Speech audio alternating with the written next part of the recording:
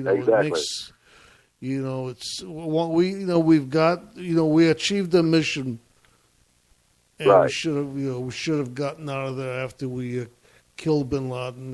That was supposedly the reason why we went in there. Exactly. And now they're talking about staying past the 2014 deadline. 2024. Yeah. That's what they're saying. Yeah, And one of the whole campaign issues that our president ran on was that he was going to pull us out of Afghanistan and pull us out of all of this. And then now he's putting us in there even more. Yeah, it's true. All of a sudden the dove is becoming a hawk. Yeah.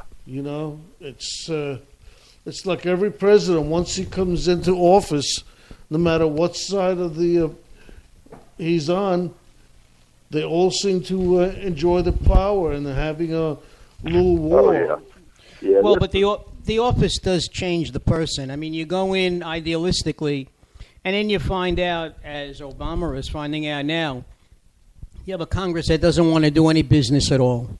Oh, yeah. They just don't care. That's the problem when you have a split party. And this is probably, I have to say, I've studied history for a little bit. I'd have to say this is probably the worst that I've ever encountered as far as, butting heads as much as we are now. But you're always going to have Republicans and Democrats at both heads. But this one here is like, I don't have, I'm not trying to get on a political issue too much, but it's like, he's got to have his way, and that's it. And there's no compromise at all when you're trying to sit down and talk things out. Okay, Sean, I just got a complaint from somebody who said we're straying from the topic. Yeah, I know. I hear you. What can I? But I tell you, it's a pleasure speaking with you. Well, no, it's all right. No, Sean. No. I don't want him to hang up. I'm telling him it's a pleasure speaking with him, and I hope that he calls in the future too on whatever else we're going to be discussing. And let me ask you, you also have a show? Yes, mine's more strictly religious based. It's Upper Room Ministries. Mm-hmm. That's the one that I do. I started it back in August, something like that. I just share different stuff. I share my pastor as well as sometimes I speak on my own. Speak some of the things I believe, or whatever. Yeah. Well, no, that's all right. I'll listen to your show. Well, that's the good thing about being on the radio. Public access. The bottom line is it gives one a chance to say things, you get your point across. People can agree with you. They don't have to agree with you. Right. But, freedom of the airways. Exactly. Yeah, that's how it is for me. I mean, I know, everybody's not going to agree. We have to agree to disagree. So, and everything. So, yeah, I enjoy doing it. We could all agree to disagree, and right. And we should all, learn to respect your neighbors. And thank goodness we're not in China where you have to just say one thing and one thing only. So, exactly. China, they control the news. You don't even get to you don't even get the news. Very true. Very true. Sean, thank you so much. Appreciate it. All right. Appreciate it. God bless. You too. God bless, and there will be maybe. Okay. Do you take calls Bye-bye. in your show or no? I haven't. I don't get to. Unfortunately, I haven't upgraded yet, so mine's actually just a free access account. Yeah. But once I can, I am going to try to do that when I get the money. I'm going to try to do it, and I'd like to be able to do some live shows. So, down the road.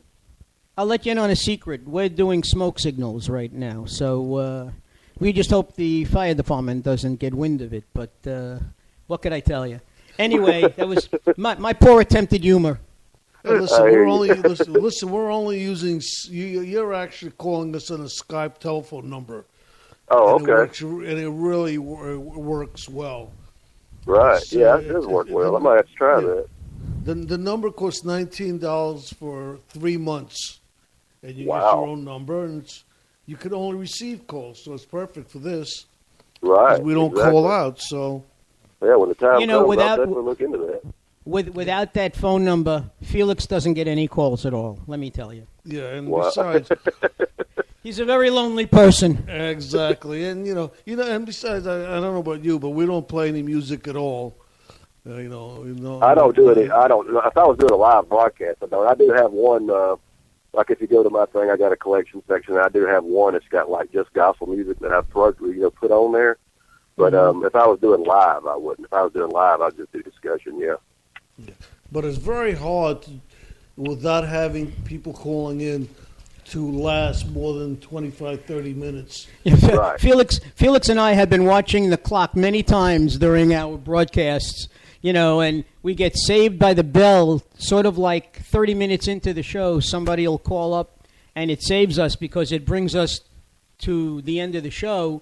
But more than once we've had to just talk, Right. and we try to say, look, I remember from school, when they talk to you about giving a 2-minute speech, or you might recall when you were in school. You say 2 minutes, I could do that, until you get up there and somebody times you, and it seems like an eternity. Right. So you could imagine 45 minutes or an hour. Right. We're doing this. The whole show is ad-lib, basically. We don't really jot down any notes. We don't discuss much about the show. This one we may have spoken a little bit more because it's an important show. Right. We just pick a topic and go at it and hope that somebody from the audience calls in and becomes. That's the way I would do it.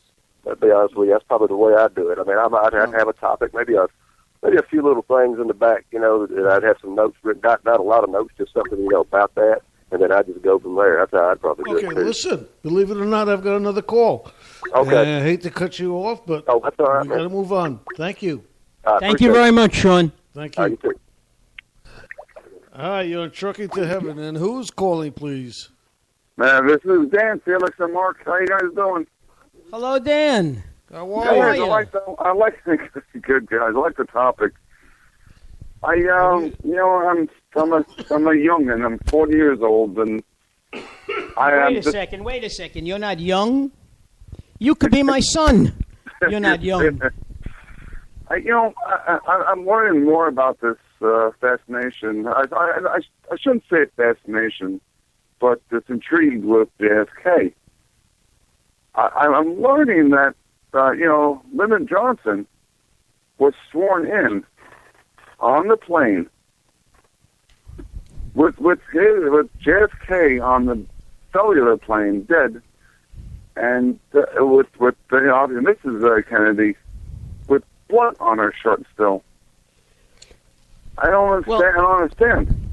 Well, according to Johnson and according to the news programs and the specials that I saw, he wanted to show the world that there is continuity in power and that the country is continuing, that we will probably have a period of mourning, that our president was assassinated, but as far as the government goes, it's business as usual. Okay, that's what he wanted to show. Whether it's true or not, who's to say? I don't know, but I think Bobby had hatred to him. So they wouldn't even look at each other. He was. I'm learning this as I'm going along with all this anniversary stuff. I just can't believe that. What I'm listening to. Okay. Well, I'll tell you, there was a book written. I don't know who the author was, and a few years back, and it told the secrets behind every president that was known. Just like Kennedy, and Marilyn Monroe. That's like the book of the book of secrets that they talk about on the National Geographic. Yeah, and one of the things they said about Johnson, that he was just plain crazy. He used to run around the White House naked.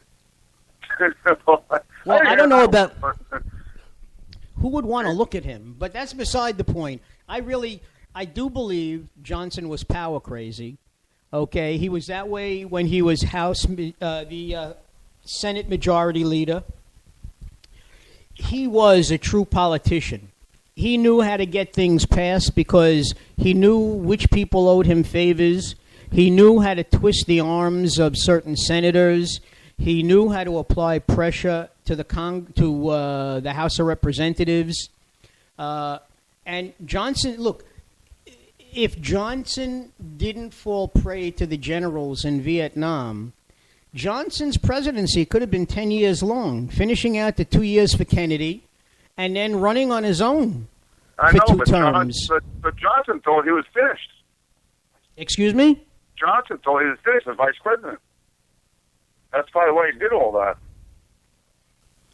He Well, thought he was finished. Let's put it this way. After being so powerful in the Senate, to take a job of vice president, which is a do-nothing position. You're right. I mean, you're absolutely right. You know, somebody asked President Eisenhower when Nixon was running for president, can you name one thing that President Nixon did while he was vice president? And Eisenhower said, if you give me two weeks, I might think of something. Basically saying that the man didn't do anything. But of course, times are different because Obama relies very heavily on Biden. They more or less share responsibility in many cases. I'm not saying that Obama listens to him all the time. But, I mean, I think you'll find that from this point on, vice presidencies are going to be pretty important. Yeah, but he knew automatically to be a president. So it's kind of, I don't want to go off your topic, off topic tonight, but that's just frustrating. It's just hard to swallow. You're right, Dan. It is. But, getting back to what you said before about Johnson, there is something I believe written that says that when something happens, to the president, there has to be this continuation and this flow of power, even if the president is incapacitated. I think there's an article in the Constitution that they have to vote on. Okay, that says that it goes to the if the vice president is alive, it goes to the vice president on a temporary basis. It happened when Reagan was shot. Same thing. When Reagan was shot, the same thing happened. Yes. That's true. That's true. There's got to be. There has to be somebody in charge at all times. Right. Exactly. Right. We cannot give the appearance of weakness, of confusion, or any type of disarray. The government must move on smoothly no matter what happens. Even though in the background there may be a lot of confusion, but we have to give the appearance of always being, in control. I know. Well, we're not giving a very good appearance of the world right now with us. But we'll see what happens, guys. Well, have a good night. Thank you for calling. It's Thank you for calling. been a pleasure. Dan, thank you for calling. It's been a pleasure. Have a good night. Have a good weekend. All right. Well, hey, Dan, how you good? All right, you have a good weekend. Hopefully more people call in. Fun. Well, think about Monday. What are you thankful for? Remember, we're doing our Thanksgiving show. All right, guys. Have a good night. You too. Bye-bye. Bye-bye. Good night, Dan. Thank you for calling. I just got another message here. Ira said, it's been a pleasure enjoying listening to your show tonight. Well, Ira, thank you so much. We appreciate it. If you feel you have anything to say, we're still on the air, so call in. Give a call. It's 516-665-1860. We'd love to hear what you have to say. And thank you for sharing about killing Kennedy. We already mentioned that to the people who are listening. We normally broadcast only 45 minutes, but we just had a feeling that today, because of the topic, we will be getting a couple of more calls, and there was a lot to discuss, so we plan to be on until we're done. Basically, an hour and 15 minutes. Excuse me. Just if you want to call in, we're on. We're listening to you, and okay. And thank you. And we're going to continue on now with a little bit more of Kennedy's inauguration.